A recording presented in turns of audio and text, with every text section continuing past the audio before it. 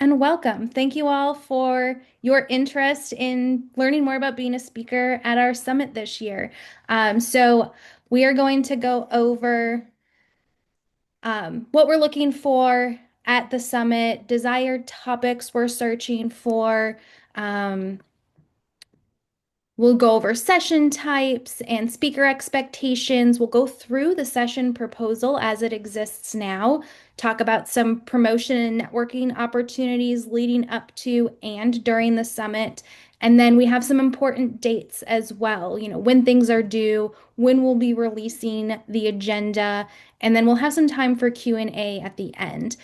So thank you all again for being here. My name is Tyler. I'm the Director of Special Projects with the Food Corridor. I oversee a lot of the summit planning and execution. So we just got back from Cleveland in November. And yes, we are already starting to plan for 2026. So this is definitely a long process. We're trying to get ahead of some things a little bit more this year with releasing the agenda before tickets. So you'll see as we talk about dates coming up, they are earlier this year than they have been in the past, which is great.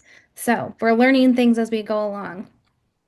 So a little bit overview of our summit. Many of you have attended a summit in the past, which is amazing. And this year we're going to Providence, Rhode Island. We are continuing the tradition of visiting the home city of one of our Golden Whisk Award winners. So Hope in Maine won one of our Golden Whisk Awards this past year. So we're going to go visit them in Providence. There's a lot of exciting things going on in the food industry there.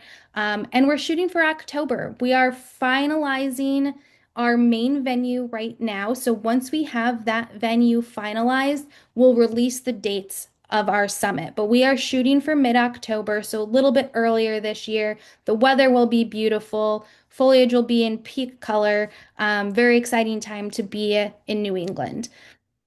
So the goals for our summit are we we have a couple, right? We have knowledge sharing and technical assistance for the shared kitchen industry.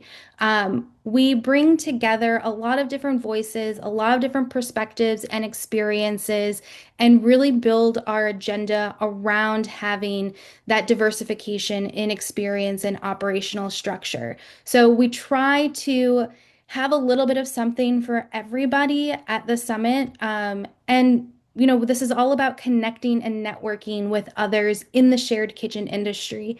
It's not often you go to a networking event in your own hometown and find somebody else who knows what a shared kitchen is, first of all, but works in a shared kitchen or operates a shared kitchen. So, this is the one place where our industry gathers on a nationwide scale where you can connect and collaborate without having to explain what you're doing. And that is so refreshing. And then we want to celebrate you all. There are a lot of exciting things happening in the industry. There's a lot of growth happening right now, a lot of new ideas and new operation models emerging. And we want to celebrate that work and give you a platform to celebrate yourself. A big part of that is with our Golden Whisk Awards, but we also celebrate those wins throughout the summit by highlighting your work in the sessions and giving you the opportunity to share what you've learned along the way with others and connect in a deeper and more intentional manner with people doing the same work and wanting to partner with you and help you streamline your operations and support your food businesses. So our summit is structured. We're going to keep this kind of same general structure as we had the past uh, last year. We'll begin the summit with a pre-summit check-in. So this is the day before the summit actually begins and kicks off with sessions. So there's no sessions this day. It's the day before the summit actually fully kicks off into full gear. This is a great opportunity to check in early, grab your swag bag, get a jump start on networking, get your badges. And last year we held this alongside of a makers market where we had food businesses working inside of the shared kitchens in Cleveland come set up a table and display their product and sell and talk to our attendees and really give a full circle picture of the effect that shared kitchens have on their local food economy. So we're looking to do that again this year with some minor tweaks to it to make it a little bit more interactive and This is also an event that we open up to the city that we're in. So we did market that in Cleveland. We'll be doing the same thing in Providence to get the local food community and supporters into our space as well and familiar with what shared kitchens are doing. Because a lot of people, they may buy a product on a shelf and not understand how that product came to be on that shelf, or that it was produced in a shared kitchen, or the opportunities that shared kitchens are providing for these food businesses. So it's more, again, just making our industry become more mainstream and letting people know outside of shared kitchens what we're doing and why it's important. Um, we'll be doing 3 days again this year. So our main summit will kick off. We have main and concurrent breakout sessions. So the main sessions are for everybody. There's nothing else happening around that time. These tend to be topics that are widely um, attractive and have been most requested from our industry. And then our breakout concurrent sections are, more specific to certain types of operations or focused on one type of food business. Let's say we do a food truck, how to work with food truck owners breakout session. That may not be appealing to everybody, but there's a good portion of shared kitchen operators who do work with food trucks and want to learn more about how to tailor their operations to attract those types of business owners. Um, and then we have our summit events. We have our resource happy hour after day one. This is a great opportunity to unwind with other attendees, get to know one another in a more informal setting, and then get to connect one on one with some of our sponsor partners. These are partners that we bring into the summit who, again, will help strengthen your operations and your food businesses, and that are providing the resources that you all are asking for. So if you do know anybody who would benefit from being at the summit and being in front of other shared kitchens, reach out and let us know. We're always looking for new partners. Um, and we are bringing back our partner referral program this year. So if you introduce us to a new sponsor and they commit, you get a free summit ticket. So there'll be more on that later as our marketing rolls out for the summit. But just to keep that in the back of your mind. We will be doing the regional lunch again this year on day one. That was very successful last year. It's the first time we did that. So we will organize our lunch tables by region so you can connect with other operators in your area and talk more about some of those location specific challenges that you may be facing due to regulations or weather or maybe just lack of food businesses in your area or getting the word out. So we'll be organizing that as well. We'll be doing the bus tour again, where we'll see some shared kitchens in the Providence area, as well as some packaging and manufacturing facilities. So that bus tour day is always a shorter session day. So it doesn't make it as long of a day. It's going to break up the week a little bit. So we'll do half sessions that day and then the bus tour in the afternoon. And then everything wraps up with the Golden Whisk Awards at the end of day three.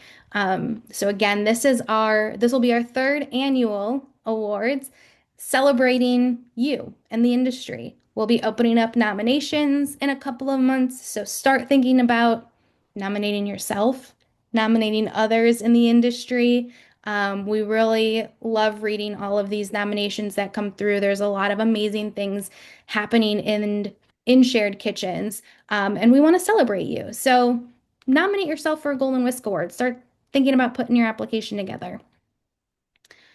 So when we talk about topics that we're looking for 2026, these topics were generated directly from the feedback received the past couple of years at the summit, especially after last year's summit. So we really take that feedback and put it into action as we're planning for the future summits because this is for you.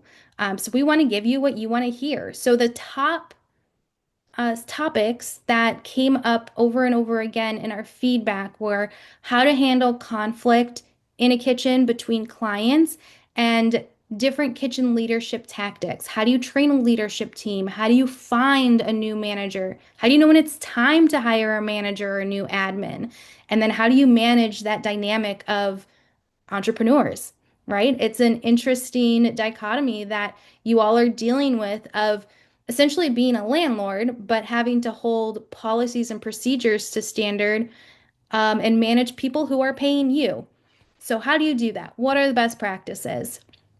A lot of folks are interested in how others are qualifying and onboarding new clients into their kitchen. So we're looking for topics around that. Food safety and compliance is always something people want to hear more of. So we will continue to offer that in fresh ways as a topic at the summit. AI and tech operational solutions, right? The food corridor is a great solution to streamline your operations, but what about sensors in your refrigerators? What about security systems and cameras? How are your kitchens leveraging AI and tech to streamline everything in your kitchen and make it so you don't have to be there 24/7, but you're still providing a safe and functional space for your food producers? People want to know about kitchen design specifically for efficiency and return on investment. So, how do you design a kitchen that is best set up to serve multiple types of food businesses? How do you determine how many food businesses can operate in your kitchen at one time? Sometimes this is regulated by your local health department. And then, how do you maximize your pricing plans based on your kitchen space? Build that leads right into building sustainable finances and managing your profit and loss. Um, More and more as the grant landscape becomes a little bit less predictable, you need to build sustainable financial operations without relying solely on grants. So, how are you doing that? What do those diverse revenue streams look like? How do you ensure that they're recurring year after year and not just one-off events or workshops or classes? Um, and then what we really like to see this year as well is more deep dives with solutions into a single topic or business type. So getting into, what is the solution that you offer for, I don't know, delivery pickup within your kitchen? What are the challenges that have arise with that topic? How did you pivot and make sure that your food businesses remained safe and security was upheld while, these third-party delivery drivers are coming in and out and picking up orders to deliver elsewhere. So we really want to see some of those more deep dives and case studies into these solutions from your learnings or in a business type. Like I said, I used the food truck example before. If you're working with one particular type of food business and you really understand what it makes to build, let's say, a good kitchen for bakers, people want to hear about that. People want bakers in. Bakers use your kitchen when others don't want to use your kitchen in the early hours. So, how can others make their kitchen more attractive to bakers and attract that specific food type, business type? So, our target audience for the summit is more 201 focused than that 101 focus group. Not to say we won't, welcome and want to see some 101 topics. The majority of our audience that comes to the summit is more of that 201, trying to figure out how to refine and bring new ideas and optimize what they're doing. So keep that in mind. Shared kitchen owners, operators, and admins, this is who's there. It's you all. It's people making the decisions, putting things into practice, developing the operating procedures and policies. We do have some food system stakeholders that attend the summit. We're seeing more and more of that now. Like USDA representatives, folks from departments of ag and universities working with shared kitchen owners, and then service providers for shared kitchens. Again, the summit is for you. If we can have somebody come to the summit who is going to benefit your operation, we would like to invite them. We would like to partner with them. So let us know what types of service providers you want to see at the summit. We're always looking for new segments and new markets. So When we're talking about our sessions and the types of sessions that we have in terms of like structure, we have a couple of different ones that we tend to stick to. You have your panel discussion. This is usually 3 to 4 panelists with one moderator. If you're thinking of putting together a panel, it is best to have a variety of perspectives and experiences represented. This just helps make the panel discussion a little bit more dynamic and appeal to a wider audience. These will be about 50 minutes long. Printed handouts, necessary, not necessary, excuse me, but nice to offer, or digital resources. We will be utilizing an event management app as we have in the past, where all of our agenda sessions will be on this app. You have the ability to attach resources to your particular session so you don't feel like you need to print out a bunch of stuff. We can include that all digitally and we'll share it with everybody as well in a Google Drive as we did last year.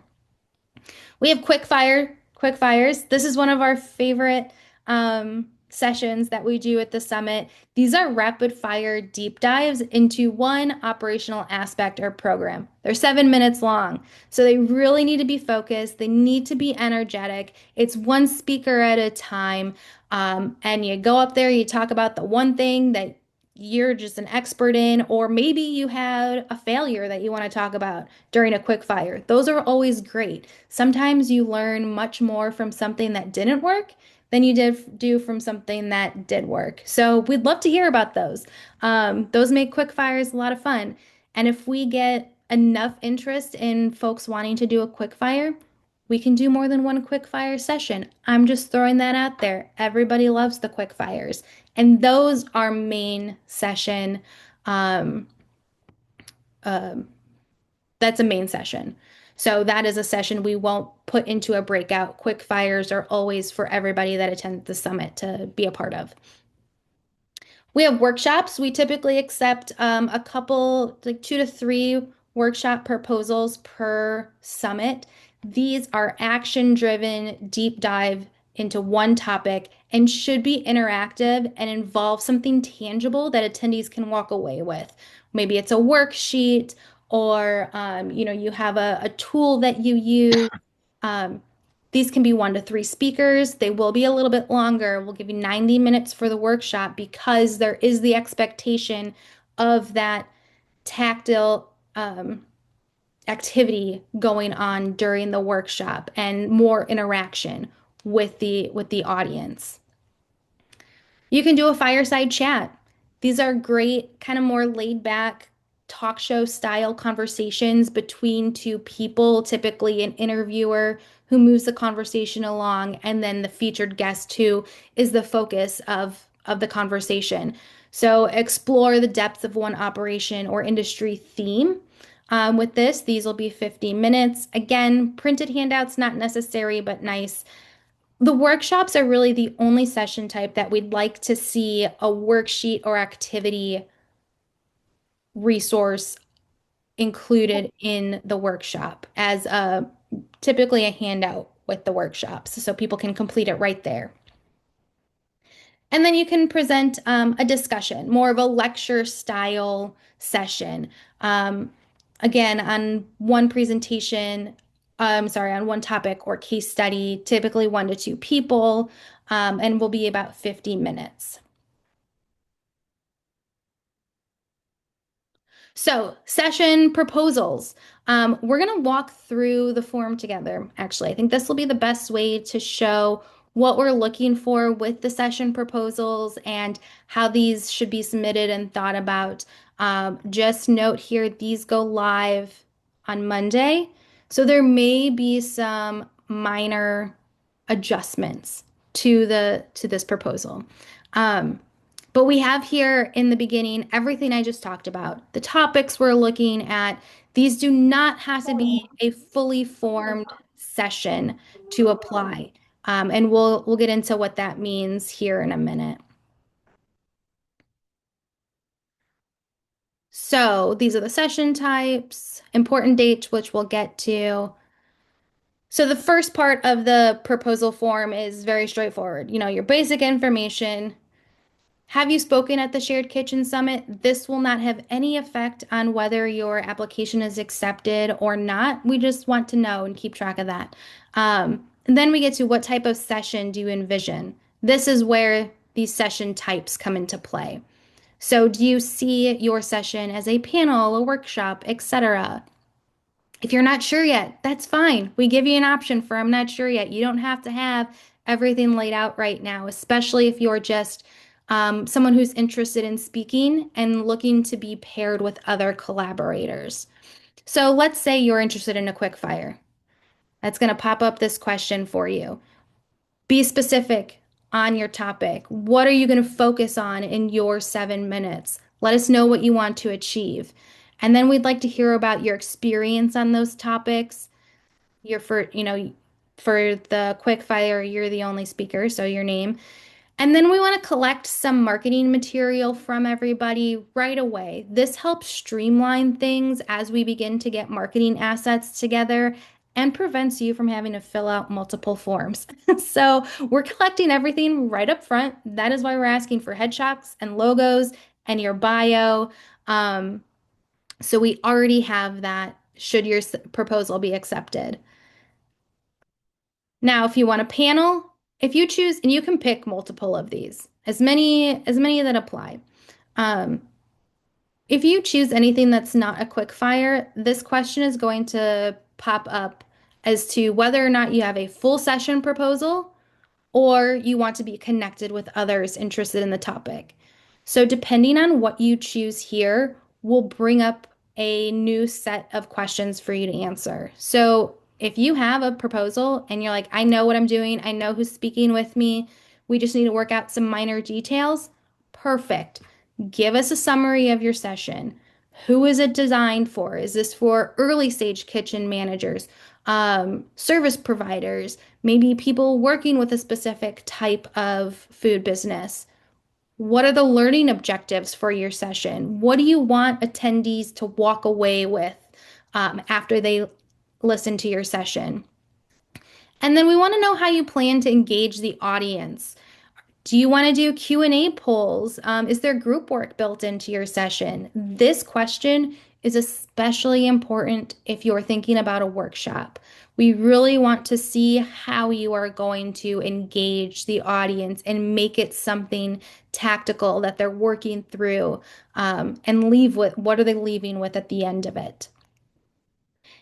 And maybe you're missing someone. Maybe you have two people in your organization who are great to talk about this, but it would be really beneficial if somebody who works with consumer packaged good products could be paired in your session too.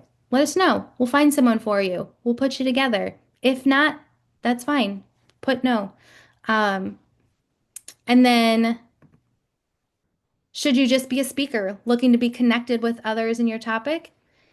Let us know 3 topics you're interested in speaking about. Be specific as you describe what the learning outcomes for each topic are, and give us a little bit more detail on what you envision this session or where your expertise lies within this topic. Um, and then again, we'll collect your headshot and all of that as well. I want to pause here for questions that you may have at this time. Does anybody have any questions? Feel free to take yourself off mute. Because I want to make sure that this proposal form is pretty straightforward and easy for everybody to fill out because we still have time to make some adjustments before it goes live.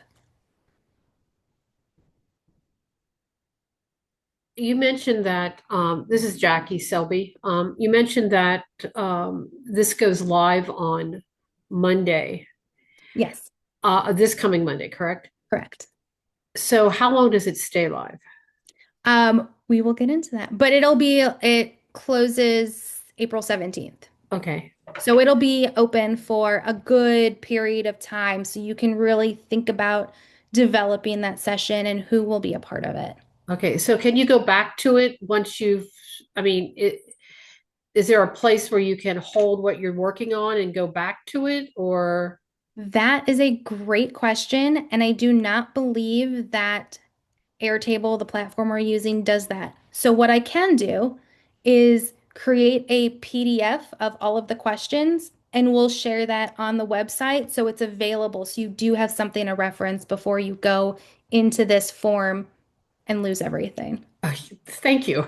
Yeah, so that's a great suggestion. Yeah, I've done this enough to know, not with this organization only, but that you get to a point and something happens, you've got to move away Yep, from your desk and it's not complete and you don't want to lose everything. So it's just nice if we could have that. That would be great. Thank you. absolutely. Are these slides available after? Yes, we will post the slides as well with the Okay, recording. Yeah, thank you. you're welcome. Are there any other questions before we move on? Heather, I have a quick question. Sure. Um, if you are, I guess maybe two small ones, like for some of it, like if it's a fully planned session or if you're looking for a collaborator, are you able for some of them to like answer multiple? It's like, okay, my session could be fully on its own, or I'm open to collaborate, or are they mostly like you pick one or the other? Yeah. Um, I can add that as an option. See, this is why questions are good at this stage. But we can definitely add that as an option of like, I'm not sure. I'm open to whatever is needed. Awesome, thank you. And then I guess other small question is, so say there's out of the hot topics you listed, maybe there's two things that our organization's considering. Would we just submit the form separately for each? Maybe one is a quick fire, and then maybe there's an idea for a workshop or a fireside chat. Just submit the form again with, her kind of idea. You can put them all in one form. So you have everything. You don't need to submit the form twice. If you have a couple ideas and you want us to choose which one would fit best with the agenda and our other proposals that we've received, put them all on one application. Perfect, thank you. You're welcome. Okay, any other questions before we continue on? I have a quick question, Tyler.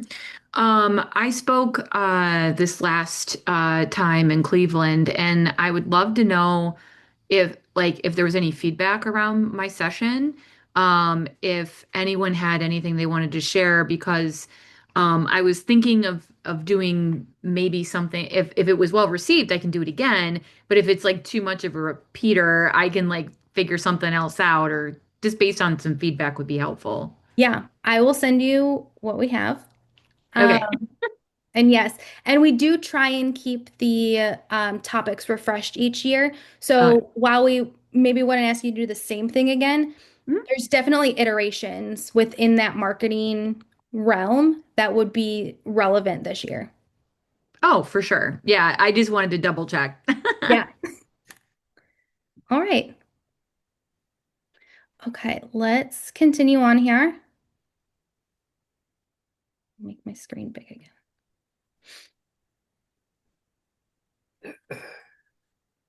Okay, so what are our expectations if you're selected as a speaker? Open, honest sharing with our attendees. We find that the speakers often set the tone for sharing of the summit. If you're vulnerable and open and talking about your successes and failures, that trickles down into conversations that are happening in the hallways and at the lunch tables. So being as transparent and open as possible is always appreciated. We obviously want you to have thoughtfully designed sessions and prepare for this. We put a lot of time and effort into our summit. It's something that people take time off of from their kitchens to come to. And so, having those thoughtful sessions really, this is what makes the summit. Collaborate with your fellow speakers, have those meetings and those calls leading up to work on the presentation together. If we're always here to help too, always happy to jump on any planning calls with you, answer any questions that you may have throughout the process.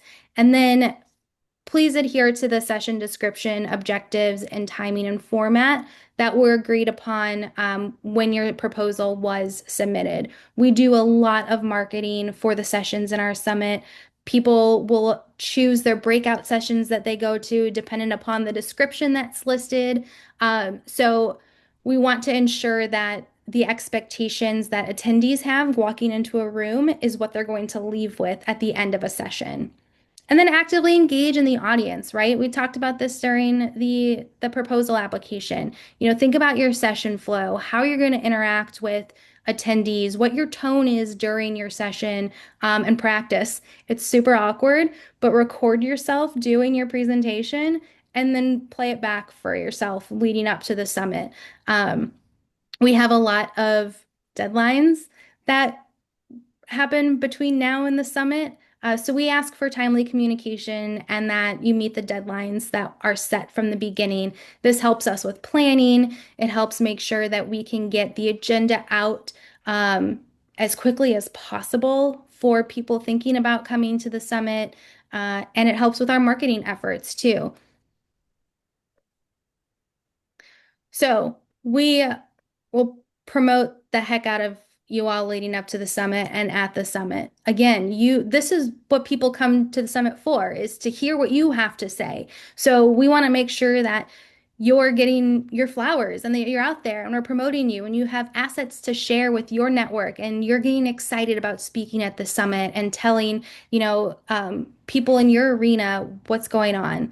So our marketing manager, Haley, makes beautiful social media assets for you. We'll create individual assets as well as session assets for you to share a full media kit for you. We'll promote you in our newsletter that comes out leading up to the summit, as well as on the Eventee app, that event management platform that we'll use for the summit. So you'll have your own little profile on this app. It's really great if you haven't used it before with us. The agenda is on there. When you click on a session, all of the speakers in that session pop up with your bio and the description of the summit of your session. And you can start interacting with attendees before the summit even starts. And then at the summit, again, your sessions are on Eventee. Throughout meals, if we have the ability to display a slideshow in the room on a TV, we'll put your marketing assets up on that slideshow. Also, just great networking in general. Everyone wants to talk to the speakers. You guys are the rock stars of the summit. They want to hear what you have to say after your session. They want to follow up with you. We talked about our resource happy hour being a fun, laid back way to engage with attendees, as well as our bus tour and Golden Whisk Awards. So, some important dates. January 12th, that's Monday. Those proposals are going to go live. We will put them on our website. They'll be pushed out on social media. I will email them to all of you with this recording. February 23rd is when we hope to have our first round of sessions selected. So I want to just note, you'll see a couple of different rounds of session selection here. We plan to release the agenda in waves to start getting folks excited about the summit, get some things out there a little earlier. So when we select the sessions, there'll be a week in between. So February 23rd, we're selecting, and then March 2nd, we announce those first round of sessions on our agenda.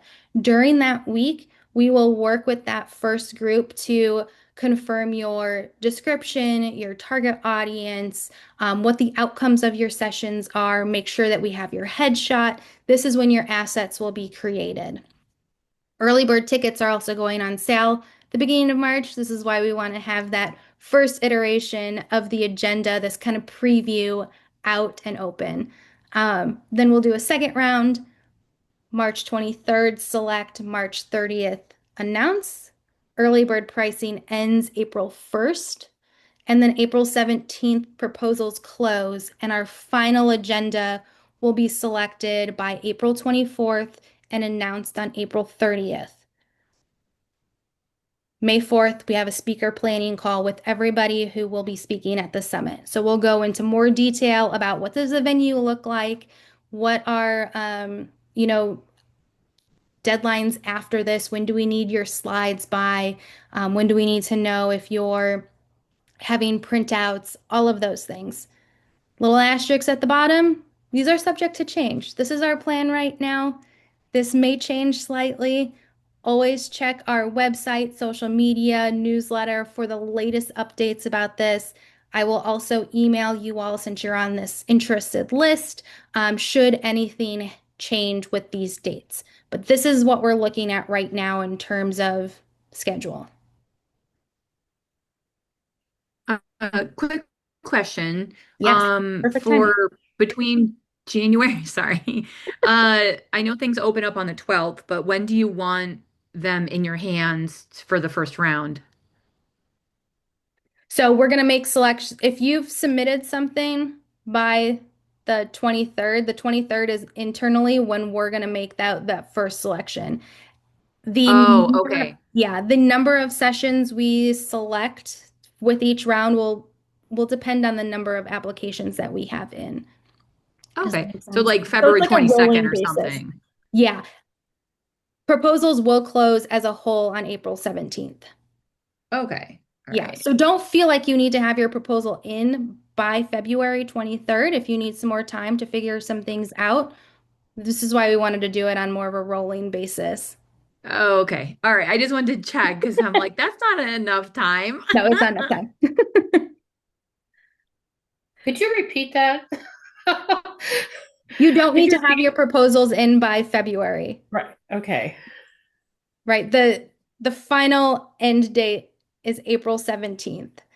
We just want to release the agenda in waves so we can start teasing what some of these sessions are going to be and get people excited about them. So if you're ready to submit a proposal by February, do it. Get it in. Be one of the first announced. But if you need a little bit more time, you can have that buffer. Thank you. All right, and we are at the question portion of this info call.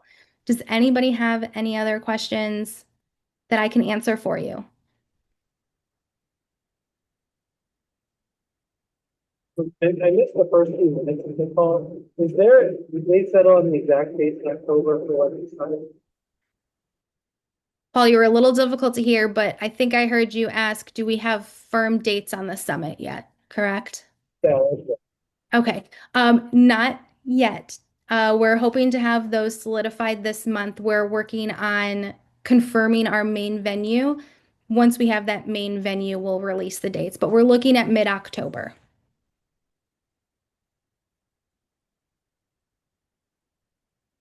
Any other questions?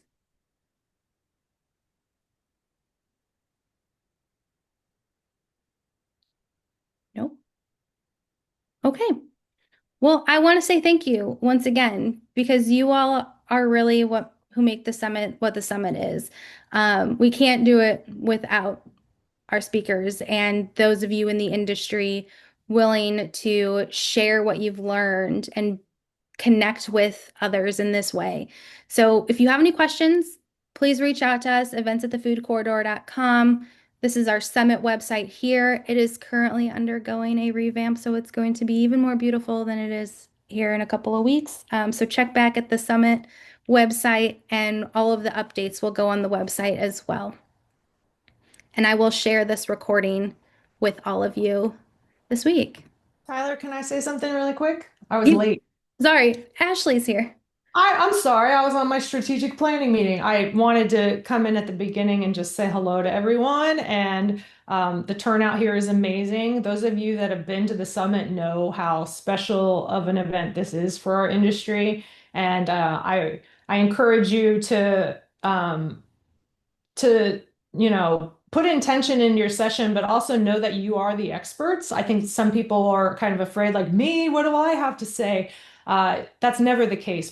Any information is good information. If you've been working in this industry for 30 years, or if you're new to this industry, there's something that everybody can learn from each other. So we're excited to build the content around you and around the community. And I just wanted to say hello and excited to see everybody's proposals. Thanks, Ashley. All right. Well, I'm going to stop recording then and cut you all loose. Thank you for your time today.